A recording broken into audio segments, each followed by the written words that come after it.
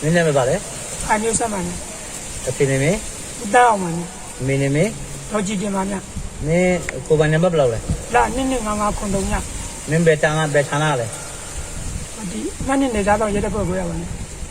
အခုမင်းစကန်ဟုတ်ပြီပေါင်းပြီ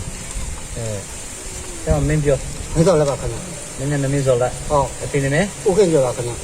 အမေနာမည် မကြည့်ဝင်ပါခင်ဗျာ မင်းတက်ဘယ်လောက်ရှိပြီလဲ 38နှစ်ပါခင်ဗျာ ဟုတ်ပြီမင်းကိုယ်ပိုင်နံပါတ်ဘယ်လောက်လဲ လာနှစ်3ခွန်66လေးပါခင်ဗျာ ဘယ်စကမှနေတာ ကျွန်တော်ဘယ်စကန်လဲ ငကြတော့နှစ်တက်ခွဲရဒီအောက်ချင်းကုန်းဘုံမှနေပါခင်ဗျာ ဟုတ်ချင်းကို ဟုတ် ဟုတ်ပြီမင်းတို့စကန်မှာလူငယ်ဘယ်လောက်ရှိလဲ 66ရှိပါခင်ဗျာ ဟုတ်ချောမင်းတို့အဲ့စကန်မှာမင်းတို့အသုံးပြုတဲ့လက်နဲ့တနက်တွေဘာတွေရှိတယ် G3 ရဲ့11 ဒီ3လေးရှိရလား ဟုတ် ဒီ3လေးရှိတယ်ပြီးတော့ 11ရှိ M11 အဲ့မင်းပြော ကြည်တီးတော့ဒီ63ပြောရမှာ ဟုတ် PA 63ဟုတ်ပြီပြီးရင်နောက်ပါရှိတယ် အမေ11ရှိပါတယ်ဗျ M11 နောက်ပါရှိတယ် Pistol ရှိပါ ဒီလိုရှိပါတယ် pistol လေး ဟုတ်ဘိုးရဲ့ဘိုးလေးပဲခင်ဗျာ ပေါက်ပြီ